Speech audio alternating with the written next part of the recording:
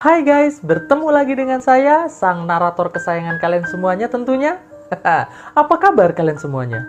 Semoga selalu sehat dan sukses selalu ya. Tak perlu berlama-lama lagi, langsung saja. Mari kita mulai filmnya.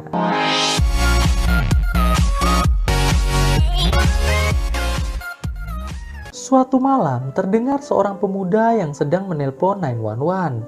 Dengan sangat panik, ia melaporkan bahwa kekasihnya saat ini sedang tergeletak di lantai tidak sadarkan diri.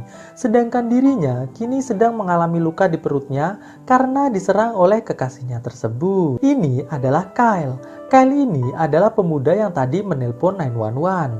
Terlihat Kyle yang masih berusaha menenangkan diri, mulai mengkonsumsi narkocoy berharap bisa membuatnya tenang. Tidak selang berapa lama, terdengar bel pintu berbunyi. Kyle yang mendengar hal tersebut langsung menuju pintu. Dan terlihat ada dua orang petugas dari 911 sudah berdiri di depan pintu. Salah satu petugas yang bernama Markus lantas bertanya pada Kyle, apakah benar ia adalah Jasper yang telah menelpon 911? Kyle pun menjawab, ya, aku adalah Jasper.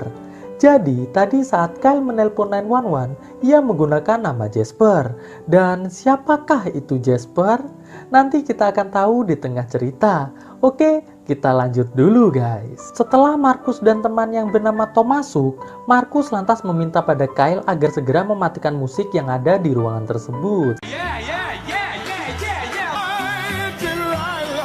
Saat Markus sedang memeriksa kekasih Kyle yang bernama Nikki, Markus bertanya pada Kyle, apa yang terjadi? Kyle pun menjawab bahwa saat tadi ia terluka, tiba-tiba Nikki langsung tak sadarkan diri. Tidak selang berapa lama, Nikki pun akhirnya sadar, lantas bertanya, apa yang terjadi? Markus pun mencoba menjelaskan bahwa ia dan Tom adalah petugas dari 911. Mendengar hal tersebut, Nikki pun lantas meminta Markus dan Tom untuk segera keluar dari rumahnya. Setelah itu, Nikki mulai menyalahkan Kyle karena semua yang telah terjadi adalah kesalahan dari Kyle. Nikki mengatakan jika Kyle berhenti mengkonsumsi narkocoy, pastinya semua hal tersebut tidak akan pernah terjadi. Kyle yang tidak terima disalahkan oleh Nikki, lantas mencoba untuk membela diri. Alhasil, pertengkaran antara Kyle dan Nikki pun tak terhindarkan. Di sela-sela pertengkaran Nikki dan Kyle, Markus pun mengatakan bahwa ia meminta untuk Nikki dan Kyle segera menandatangani berkas laporan yang sedang ia bawa. Namun Nikki yang mendengar hal tersebut menolak untuk menandatanganinya. Nikki malah justru menawari Markus dan Tom sejumlah uang tanpa harus menandatangani berkas laporan tersebut. Awalnya Markus menolak, namun saat Tom tiba-tiba menyebutkan angka $10.000 dan langsung disetujui oleh Nikki, alhasil Markus pun setuju dengan keputusan Tom tersebut. Nikki pun langsung bergegas menuju ke kamar untuk mengambil uangnya. Di ruang tamu, Kyle yang masih melayang karena narkocoy terus mengoceh, yang mengakibatkan perutnya kembali mengeluarkan darah. Tidak selang berapa lama, Nikki datang dengan membawa uang. Namun saat Nikki melihat darah Kyle kembali mengalir, ia pun seketika langsung pingsan kembali. Markus yang melihat Nikki akan selalu pingsan jika melihat darah, lantas menawarkan pada Kyle untuk membantu memerban lukanya. Dan Kyle pun menjawab, oke bro. Lalu Markus dan Tom pun bergegas menuju ke mobil untuk mengambilkan kotak P3K. Setelah Markus dan Tom pergi, Kyle lantas mengatakan pada Nikki yang sedang pingsan bahwa ia berjanji akan mengembalikan uang Jasper yang telah diberikan kepada petugas 911 tersebut. Sampai di sini akhirnya kita tahu bahwa rumah dan semua harta yang ada di dalam rumah tersebut adalah milik dari Jasper. Tapi siapa itu Jasper? Kita akan lanjut dulu guys supaya tahu siapa itu Jasper. Oke guys, tidak selang berapa lama Markus datang dan langsung mengeluarkan sebuah suntikan. Tanpa rasa curiga sedikit pun, Kyle pun mengikuti semua perkataan Markus.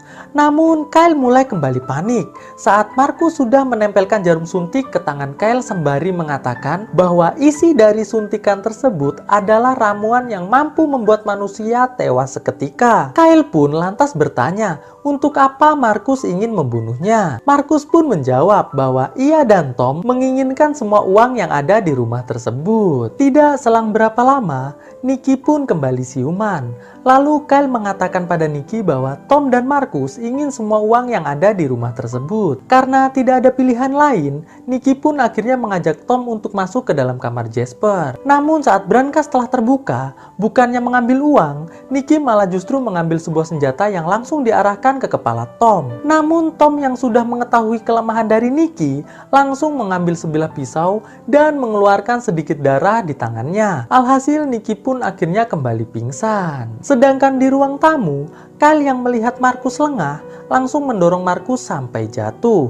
Tom yang melihat Marcus terjatuh lantas mengarahkan senjata milik Nicky ke tubuh Kyle. Alhasil, Nicky dan Kyle pun diikat menggunakan selang infus di sebuah kursi. Marcus pun lantas mengatakan bahwa mereka berdua akan ke mobil sebentar untuk mengambil tas agar bisa membawa semua uang yang ada di dalam brankas tersebut. Setelah Tom dan Marcus pergi, Kyle mengatakan bahwa ia sangat mencintai Nicky dan alasan Kyle kembali mengkonsumsi narkocoy adalah karena Nicky mengatakan bahwa anak yang sedang dikandung Nicky bukanlah anak Kyle. Nicky pun dengan sedikit kesal mengatakan bahwa ia mengatakan seperti itu pada Kyle dikarenakan statusnya sekarang ini masih istri sah dari Jasper. Di sini akhirnya kita kembali mendapatkan sebuah fakta bahwa ternyata Jasper adalah suami dari Nicky, sedangkan Kyle hanyalah pacar Nicky saja. Setelah itu, Nicky lantas meminta Kyle untuk menggoyangkan tubuhnya sampai terjatuh. Setelah terjatuh, Nicky lantas mengambil sebuah pecahan kaca yang ada di lantai dan menggunakan pecahan tersebut untuk melepaskan diri dari ikatan. Namun setelah mereka berdua terlepas, Tom datang. Kyle yang melihat hal tersebut langsung menyerang Tom sampai tumbang. Marcus yang melihat senjata Tom terjatuh di lantai berusaha untuk mengambilnya. Namun sayang, senjata tersebut sudah lebih dahulu diambil oleh Nicky. Nicky yang panik tidak sengaja menembak jari Marcus dan membuang kembali senjatanya. Kyle yang melihat senjata Nicky kembali tergeletak di lantai langsung mengambilnya dan mengheadshot Tom sampai tewas. Marcus yang melihat hal tersebut dengan sangat ketakutan langsung berlari pergi dari tempat tersebut.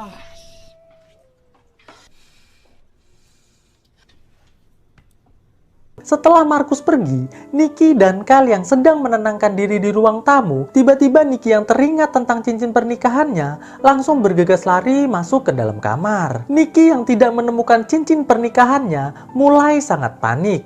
Nicky mengatakan bahwa cincinnya pasti diambil oleh Marcus. Kyle yang melihat Nicky panik lantas memakai baju milik Jasper sembari mengatakan bahwa ia berjanji akan mendapatkan cincin tersebut. Dan Kyle pun juga berjanji bahwa ia tidak akan pernah mengkonsumsi narkocoy lagi agar kelak Nicky bersedia menikah dengan dirinya. Lalu Kyle pun bergegas pergi mengejar Marcus.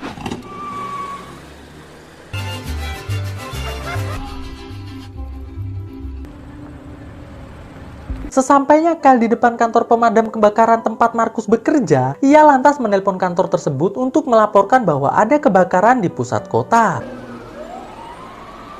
Setelah para pemadam pergi menuju ke pusat kota, Kyle dengan menggunakan topeng lantas masuk ke kantor pemadam tersebut.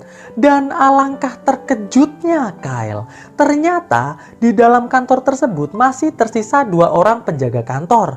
Alhasil Kyle pun langsung mengarahkan senjatanya ke kedua orang penjaga tersebut dan mengikatnya di kursi. Setelah itu, Kyle lantas menuju ke ruangan berkas karyawan untuk mencari informasi alamat rumah Marcus. Dan setelah mendapatkannya, Kyle pun langsung bergegas menuju ke rumah Marcus. Di rumah Jasper, Nicky mendapatkan telepon dari Jasper bahwa ia sedang menuju pulang ke rumah. Nicky pun bertanya, ada apa dengan konsernya?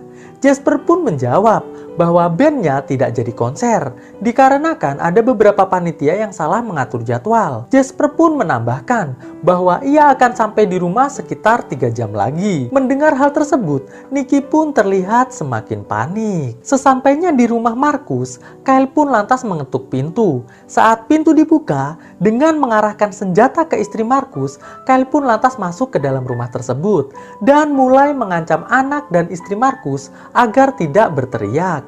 Tidak selang berapa lama, bel pintu berbunyi. Kyle pun lantas bergegas untuk membuka pintu. Dan alangkah terkejutnya Kyle, ternyata itu adalah Nikki. Nikki mengatakan bahwa ia tahu alamat Marcus dari dompet Marcus yang ketinggalan di rumahnya.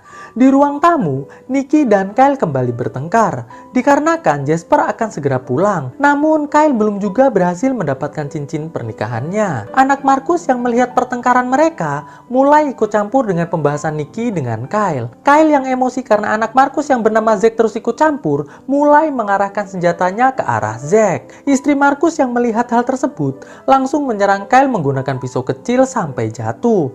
Zack yang melihat ibunya gagal menusukkan pisau tersebut ke tubuh Kyle langsung mengambil pisau tersebut dan mencoba menyerang Kyle.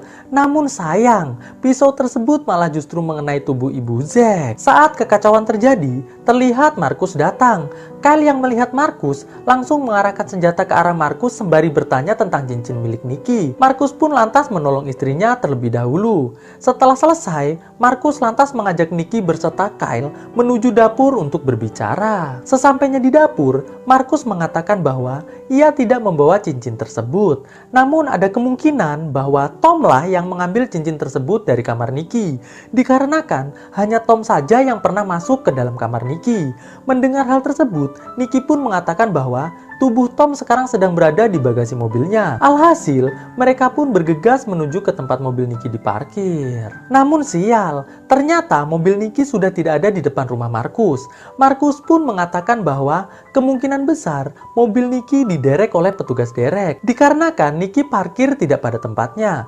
Marcus yang tidak mau disalahkan atas meninggalnya Tom jika nanti tubuh Tom ditemukan oleh petugas derek, lantas memberikan saran agar mereka semua segera menuju ke kantor derek untuk menebus mobil Nikki. Alhasil, Marcus, Kyle, dan Nikki pun bergegas menuju ke kantor derek menggunakan mobil ambulan. Sesampainya di sana, Marcus lantas mengatakan pada petugas derek bahwa ia ingin mengambil mobil milik Nikki. Nikki pun lantas menunjukkan STNK dan SIM-nya agar petugas derek tersebut percaya bahwa mobil tersebut memanglah milik Nikki. Sedangkan di dalam ambulan, Zack yang tanpa sepengetahuan ayahnya ternyata ikut di dalam mobil ambulan tersebut mulai bertanya kepada Kyle tentang siapa itu Jasper.